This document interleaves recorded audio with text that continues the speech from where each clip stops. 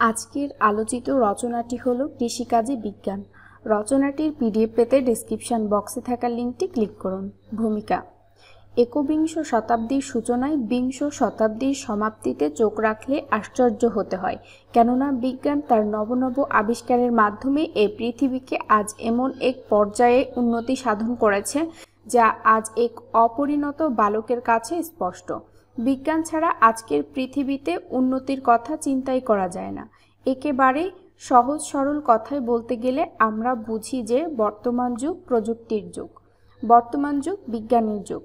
বিজ্ঞানের চরম উৎকর্ষের ছোঁয়ায় যেসব শিল্প বা প্রতিষ্ঠান ধন্য হয়েছে, আজকের কৃষি তার কোনো অংশেই কম নয়, বরং পরিসংখ্যানে দেখা যায় ধাপে ধাপে অগ্রসর হয়ে আজকের কৃষি যে রূপ লাভ করেছে তার মূলে রয়েছে বিজ্ঞান।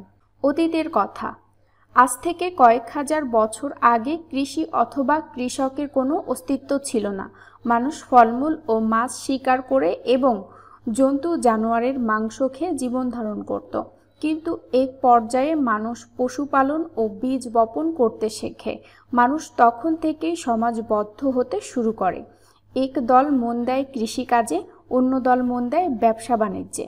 এভাবে সমাজের অগ্রগতি সাধিত হতে থাকে। বাংলাদেশের অবস্থান: বাংলাদেশ হলো কৃষি প্রধান দেশ। এদেশের শতকরা 85 জন লোক প্রত্যক্ষ বা পরোক্ষভাবে কৃষি কাজের উপর নির্ভরশীল। দুঃখের বিষয় হলো এ কথা সত্য যে এখনও এদেশের কৃষক সেই চিরাচরিত সনাতন পদ্ধতিতে কৃষিকাজ করে চলছে। তখন আমাদের দেশের কৃষকরা সেই গতানুগতিক পদ্ধতিতে কৃষিকাজ করছে। সেই পুরনো পদ্ধতির লাঙল ও একজোড়া গরু এখনও কৃষি ব্যবস্থায় প্রধান হাতিয়ার রূপে ব্যবহার হচ্ছে, যার ফলে শস্য উৎপাদন আশানুরূপ হচ্ছে না। কৃষির সূচনা: যেদিন থেকে মানুষ আগুন জ্বালাতে শিখল, যেদিন সে পাথরের অস্ত্র নিয়ে বন্য পশুর সাথে যুদ্ধ আরম্ভ করলো, যেদিন সে চাকা তৈরি করলো, মূলত সেদিন থেকেই বিজ্ঞানের জয়যাত্রা শুরু হলো। মানুষ যেদিন আবিষ্কার করলো অন্যান্য প্রাণীর তুলনায় তার ক্ষুদ্র অবয়বে রয়েছে একটি সূক্ষ্ম অথচ প্রখর বুদ্ধিসম্পন্ন মস্তিষ্ক, সেদিন থেকেই প্রকৃতির রহস্য ভেদ করার জন্য নবনব তত্ত্ব আবিষ্কার করল সে। প্রকৃতিকে আবিষ্কার করার নেশায় হয়ে উঠল সে অস্থির। প্রকৃতির দেওয়া শস্য সম্পদে সে সন্তুষ্ট থাকতে পারেননি। সে কৃষি শিক্ষা অর্জন করে নিজের রুচির পরিতৃপ্তি ও পরিপুষ্টি সাধনে আত্মনিয়োজিত হলো। কৃষিক্ষেত্রে বিজ্ঞানের প্রভাব: মানুষ খাদ্যের জন্য কৃষির উপর নির্ভরশীল। আজ বিজ্ঞানের প্রভাবে কৃষিকাজ আদিম স্তর পেরিয়ে আধুনিক স্তরে পৌঁছেছে। সুপ্রাচীন কাল থেকে আমাদের দেশে গরু কিংবা মহিষ দ্বারা লাঙল চালিয়ে কৃষিকাজ করা হতো, কিন্তু বর্তমানে গরুর লাঙলের পরিবর্তে এসেছে কলের লাঙল, ট্রাক্টর ও পাওয়ার টিলার। এতে একদিকে যেমন শ্রমিকের ব্যয় হ্রাস পেয়েছে, তেমনি জমিও কর্ষিত হচ্ছে গভীরভাবে, যার ফলে ফসলের উৎপাদন বৃদ্ধি পেয়েছে। জলসেচ ব্যবস্থা, উন্নত বীজ সরবরাহ, ভূমি সংরক্ষণ প্রভৃতির প্রভূত উন্নতি কৃষিতে বিজ্ঞানেরই অবদান। পৃথিবীতে আজ জনসংখ্যা দ্রুত গতিতে বৃদ্ধি পাচ্ছে, কিন্তু সে অনুপাতে আবাদযোগ্য কৃষি জমির পরিমাণ বৃদ্ধি পাচ্ছে না। ফলে সীমিত কর্ষণযোগ্য জমিতে মানুষের অন্ন সংগ্রহের প্রয়াস বর্তমান বিশ্বের সবচেয়ে জরুরি কাজ বলে বিবেচিত হচ্ছে। আর এজন্য প্রয়োজন বৈজ্ঞানিক পদ্ধতিতে চাষাবাদ। বৈজ্ঞানিক যন্ত্রপাতি ব্যবহারের ফলে দিন দিন খাদ্যশস্য উৎপাদনের পরিমাণ উল্লেখযোগ্য হারে বেড়ে চলেছে। উন্নত দেশগুলোর কৃষি ব্যবস্থাপনা: উন্নত দেশসমূহের কৃষিকাজ সম্পূর্ণরূপে বিজ্ঞানের উপর নির্ভরশীল। জমি কর্ষণ, বীজ বপন, সেচ কাজ, ফসল কাটা, মাড়াই বাছাই ইত্যাদি কাজ আজ যন্ত্রের সাহায্যে সম্পাদন করা হয়। ট্রাক্টরের সাহায্যে জমি চাষ করে মেশিন দিয়ে জমিতে বীজ বপন করা হয়। তার আগে বপনের জন্য সংরক্ষিত বীজ বাছাই কাজও যন্ত্র দ্বারা করা হয়। বর্তমান যুগে মানুষ গভীর নলকূপ এবং পাম্পের সাহায্যে জমিতে সেচ দেয়। সব উন্নত দেশ আজ কৃষিকে যান্ত্রিক করে তুলেছে। শীত প্রধান দেশগুলো গ্রিন হাউজের সাহায্যে গ্রীষ্ম প্রধান দেশের মতো শাকসবজি ও ফলমূল উৎপাদন করছে। বিজ্ঞানের দ্বারা বর্তমানে শুষ্ক মরুভূমির মতো জায়গাতেও সেচ, সার ও অন্যান্য বৈজ্ঞানিক প্রক্রিয়ায় চাষাবাদ করে সোনার ফসল ফলানো হচ্ছে। সর্বোপরি বিজ্ঞান কৃষিকার্যে যুগান্তকারী বিপ্লব ঘটিয়েছে। বাংলাদেশের কৃষিতে বিজ্ঞানের প্রভাব। আমাদের দেশেও আজ কৃষিকাজে বৈজ্ঞানিক প্রযুক্তির ব্যবহার শুরু হয়েছে। জমি কর্ষণে ব্যাপকভাবে ট্রাক্টরের ব্যবহার করা যাচ্ছে না, জমির খণ্ড বিখণ্ডতার কারণে। সেচ কাজে এখন মানুষ বৃষ্টির জন্য আকাশের দিকে তাকিয়ে থাকে না, এখন সেচের জন্য ব্যবহার করা হয় গভীর নলকূপ, পাম্প ইত্যাদি। উন্নত ধরনের বীজ সংরক্ষণে বৈজ্ঞানিক প্রযুক্তির সাহায্য নেওয়া হয়। ক্ষেতে পোকার আক্রমণ হলে তা দমনের ব্যবস্থা নেওয়া হয় ব্যাপকভাবে বৈজ্ঞানিক প্রযুক্তির সাহায্যে। রাসায়নিক সার ব্যবহার করে ফসলের ফলন বাড়ানো হচ্ছে। জমিতে আগে যেখানে এক ফসল হতো, বিজ্ঞানের অবদানে এখন সেখানে 3 ফসল পর্যন্ত হয়। আমাদের দেশের কৃষি কাজকে এখনো পুরোপুরি যান্ত্রিক করা যায়নি। বিজ্ঞানের অবদানকে দেশের চাষাবাদের ক্ষেত্রে লাগাতে পারলে আমাদের খাদ্য সমস্যা বহুল অংশে সমাধান করা সম্ভব হবে। বৈজ্ঞানিক চাষাবাদ সমস্যা এবং বাংলাদেশ। কৃষকেরা অর্থাভাবে হালের গরু বিক্রি করে, দিনমজুরি করে, অতি কষ্টে অন্ন সংস্থান করে। তারা দরিদ্র বলে অর্থ ব্যয় করে চাষাবাদের উপযোগী আধুনিক ও বৈজ্ঞানিক যন্ত্রপাতি ক্রয় করতে পারে না। বর্তমানে জেলা ও উপজেলা পর্যায়ে স্লোগান শোনা যাচ্ছে, অধিক খাদ্য ফলাও।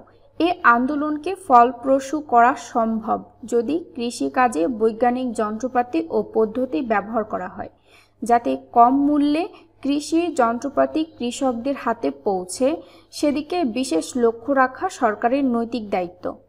বৈজ্ঞানিক প্রযুক্তি ও যন্ত্রপাতি আমরা ব্যাপকভাবে ব্যবহার করতে পারছি না কৃষকের অজ্ঞতার ফলে।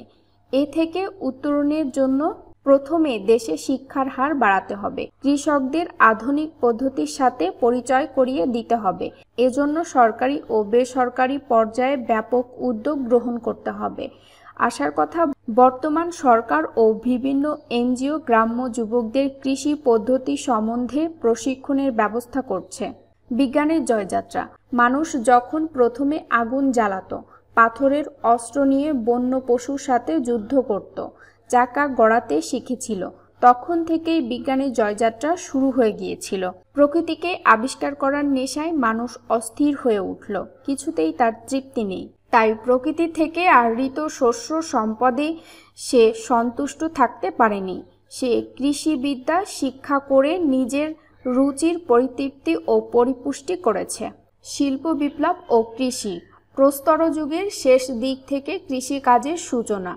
আদিম যুগে যে পরিশ্রমে মানুষ 1 একর জমি চাষ করত, 2 শতাব্দী আগে সে পরিশ্রমে চাষ হয়েছে 50 একর জমি। আর আজ ঠিক একই পরিমাণ শ্রমের বিনিময়ে 1000 একর জমি চাষ করা সম্ভব। এজন্য অতীতের চাষাবাদ পদ্ধতি বাদ দিয়ে মানুষ বেছে নিয়েছে আধুনিক পদ্ধতি। অবশেষে অষ্টাদশ শতাব্দীর শেষ দিকে এবং 19 শতাব্দীর গোড়ার দিকে শিল্প বিপ্লব কৃষিকার্যে যুগান্তকারী পরিবর্তন এনেছে। কৃষিযন্ত্র ও সুবিধা। অসংখ্য নিড়ানি সমন্বিত একটি কৃষিযন্ত্র চাষাবাদের জন্য জমি তৈরিতে মানুষকে বিপুল সাহায্য করেছে। নানা ধরনের আধুনিক কৃষিযন্ত্র আবিষ্কারের ফলে চাষাবাদের ক্ষেত্রে যেমন যুগান্তকারী পরিবর্তন এসেছে, তেমনি কৃষকরা ভোগ করেছে নানা সুবিধা। মিল্কার, কুলার ইত্যাদি। খামারের অন্যান্য যন্ত্রপাতির মধ্যে বিশেষ উল্লেখযোগ্য বৈদ্যুতিক দোহক যন্ত্র, মিল্কার, শীতলকারী যন্ত্র, কুলার, মাখন তোলা যন্ত্র, ক্রিম সেপারেটর, ভোজ্য দ্রব্য পোষক যন্ত্র, ফিড গ্রাইন্ডার ইত্যাদি যন্ত্র বেশি কার্যকর। Self binder, combine harvester.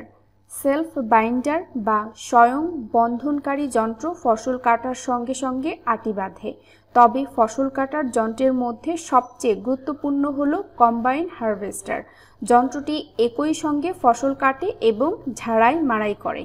কৃষি পদ্ধতি ও পশুপালন। বিজ্ঞানের অবদানে খামারজাত ফসলে এবং সেখানে উৎপাদিত জীবজন্তুর আকৃতিতে এসেছে বিশাল পরিবর্তন। বহু শতাব্দী ধরে কৃষিকার্যে এবং গৃহপালিত জীবজন্তুর প্রজননে নানা পরীক্ষা নিরীক্ষা, ফসল উৎপাদনে ও পশুপালনে যুগান্তকারী পরিবর্তন এসেছে। গবাদি পশু উৎপাদনে বৈচিত্র্য। যে ঘোড়া মাল টানবে আর যে ব্যবহৃত হবে দ্রুত ছোটার কাজে, তাদের প্রজনন পদ্ধতি আজ আলাদা। গবাদি পশুর প্রজননেও এসেছে বৈচিত্র্য। কোথাও ভালো মাংসের দিকে নজর রেখে আবার কোথাও বেশি উৎপাদনের কথা ভেবে প্রজনন এবং লালন পালনে গুরুত্ব আরোপ করা হয়। শস্য ও ফলমূল। শস্য ও ফলমূল উৎপাদনে বিজ্ঞান অভূত কল্যাণ সাধন করেছে। বীজ নির্বাচনে সতর্কতা, নতুন ও উন্নত ধরনের গাছপালার প্রজনন ব্যবস্থা এবং বীজ অঙ্কুর ও গাছের কলম ব্যবহারের নতুন নতুন ব্যবস্থা কৃষিকাজে বিপ্লব এনেছে। অতীতের উন্নত জাতি ও তাদের কৃষিকাজ। ইতিহাস সাক্ষ্য দেয় অতীতের উন্নত জাতিগুলো কৃষিকাজও উন্নত ছিল। প্রাচীন মিশরবাসী পালাক্রমে ভিন্ন ভিন্ন শস্যের চাষ জানত। কৃত্রিম জলসেচন পদ্ধতির সঙ্গে তারা পরিচিত ছিল। এমনকি কৃত্রিম উপায়ে ডিম ফোটানোর কার্যক্রমও তাদের অজানা ছিল না। এ থেকে বোঝা যায় প্রাচীন উন্নত জাতীয় বিভিন্নভাবে কৃষিকার্যে পারদর্শী ছিল। প্রকৃত উন্নতির কাল। কৃষিকার্যে প্রকৃত যুগান্তর সূচিত হয় 18 শতক থেকে। শালগম জাতীয় সমূল উদ্ভিদের চাষ এ পর্বেই শুরু হয়। 1760 খ্রিস্টাব্দে রবার্ট রেকওয়েল কৃত্রিম প্রজনন পদ্ধতির রীতিনীতি সুপ্রতিষ্ঠিত করেন। তখনের সময় থেকেই খামারে পশুপালনের ক্ষেত্রে যুগান্তকারী পরিবর্তন আসে। কৃষিকাজ সংক্রান্ত বিভিন্ন বিষয়ে আধুনিকায়নের ফলে প্রকৃত উন্নতি সাধিত হয়েছে। উপসংহার: বিজ্ঞান সমৃদ্ধির চাবিকাঠি। কৃষিক্ষেত্রেও তার ব্যবহার নিশ্চিত করার জন্য সরকারি ও বেসরকারি পর্যায়ে দায়িত্ব গ্রহণ করতে হবে। আমাদের বাংলাদেশ হলো কৃষি প্রধান দেশ। দেশের উন্নতির মাধ্যমেই আমাদের দেশের সামগ্রিক উন্নতি সম্ভব। এজন্য আমরা যদি বিজ্ঞান ভিত্তিক বিভিন্ন পদক্ষেপ গ্রহণে সক্ষম হই, তবে আমরা পেতে পারি কাঙ্ক্ষিত সাফল্য। নিয়মিত রচনা পেতে চ্যানেলটি সাবস্ক্রাইব করুন এবং আপনার প্রয়োজনীয় রচনা পেতে রচনার নাম লিখে কমেন্ট করুন। এত সময় আমাদের সাথে থাকার জন্য ধন্যবাদ।